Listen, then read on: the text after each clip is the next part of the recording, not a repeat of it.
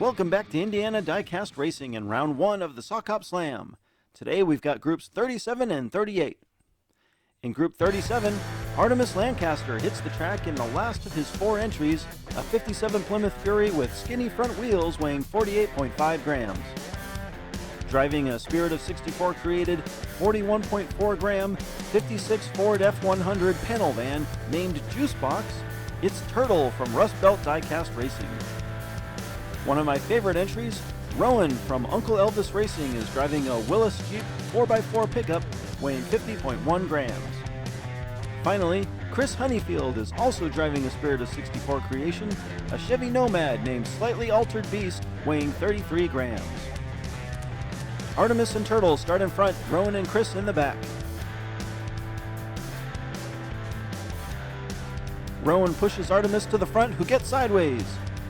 Turtle's already wrecked, and Rowan shoves his way past Artemis.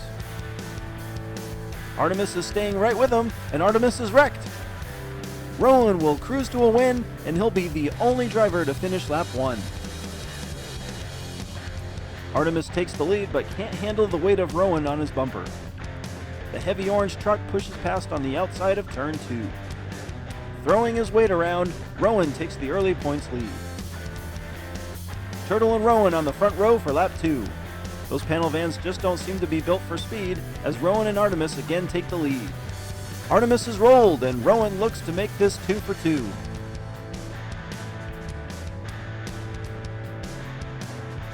Another easy win for Rowan, and for once a truck seems to be the favorite to win.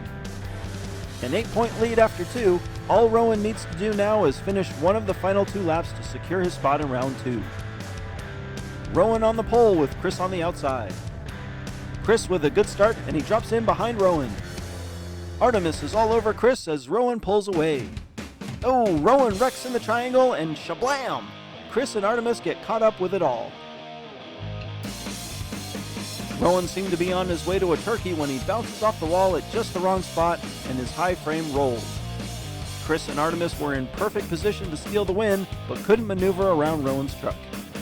A quadruple DNF puts Rowan through to round 2. Who will follow him simply needs to be the first to finish lap 4. Chris and Artemis will battle head-to-head, and it'll be a long shot for Turtle from the back row. Rowan gives Artemis a push, and the Fury takes the lead. Chris gets sideways trying to block Rowan, and Artemis builds on his lead. Artemis Lancaster wins lap 4 and the second spot in round 2. On any other lap, Chris had the right idea trying to maintain his position, but in this case, his attention should have been on Artemis. Rowan and Artemis move on to round 2. In Group 38, we've got Cheyenne Wheeler in the only 49 mark in the tournament, provided by Uncle Elvis Racing, weighing 49.9 grams. Racing legend Fonty Flock from Moonshine Motoring joins us in another Uncle Elvis creation, a 56 Ford F100 panel van named Fractal Distillation, weighing 48.1 grams. From Diego's Diecast, Diego Roman is driving Hudson, a Hudson Hornet weighing 50.3 grams. And last but not least, a sweet candy apple red 56 Ford pickup named Sanford, weighing 50.2 grams. Driven by Katie of Poverty Hollow. Cheyenne and Fonty up front, Diego and Katie in the back. Fonty pops his hood, and Cheyenne takes the lead. Fonty rolls, and Cheyenne spins. Those panel vans are just not having any luck.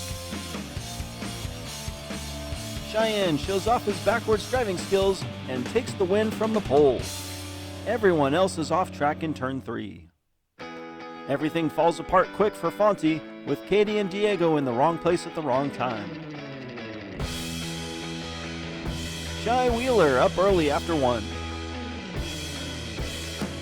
Fonty and Diego on the front row this time. Diego gets the edge, but holy cow, Cheyenne passes him on the outside of turn 2. Katie also gets around Diego, and it's Cheyenne, Katie, oh, I think that was Diego, then Fonty. Coming out of turn 1, Cheyenne hits a boost of some kind and whipped around Diego like he wasn't even there. Sure enough, Diego takes third, then gets kaplowed by Fonte as they combine in the funnel. Cheyenne with back-to-back wins, and everyone else gets on the board. Diego looks for some redemption with Katie on the outside. Katie explodes out of the gate, and with no one in front of her, it's obvious she's got the fastest vehicle on the track. An impressive win, and I think she's going to be the only driver to complete lap 3. There's Diego, and there's the other two. A wicked fast lap for Katie, and with DNFs by Fonte and Diego, Katie and Cheyenne clinch spots in round 2. The points leaders share the front row and they'll fight for the overall win. Again, Katie rockets out front, and already the field is miles behind her.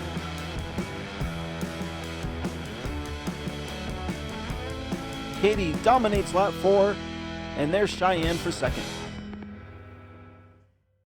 Diego and Fonte have both stalled, a microcosm of their round 1 performance. Cheyenne and Katie tie for the group win, and we'll see them both in round 2. Announcing the round 1 second chance vote. A number of cars eliminated in the first round will be hand-picked to compete for several bonus spots in round 2. This is being done to even out future rounds and negate the need for wildcards. Look for a Google form immediately following the final video of round 1.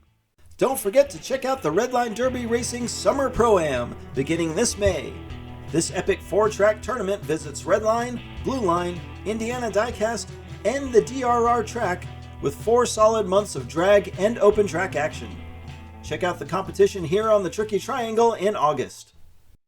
Congratulations to Rowan, Artemis, Cheyenne, and Katie. This has been Jim D for Indiana Diecast Racing. Be sure to check in next time for more slightly above mediocre diecast racing when we see round 1, groups 39 and 40 of the Sock Hop Slam.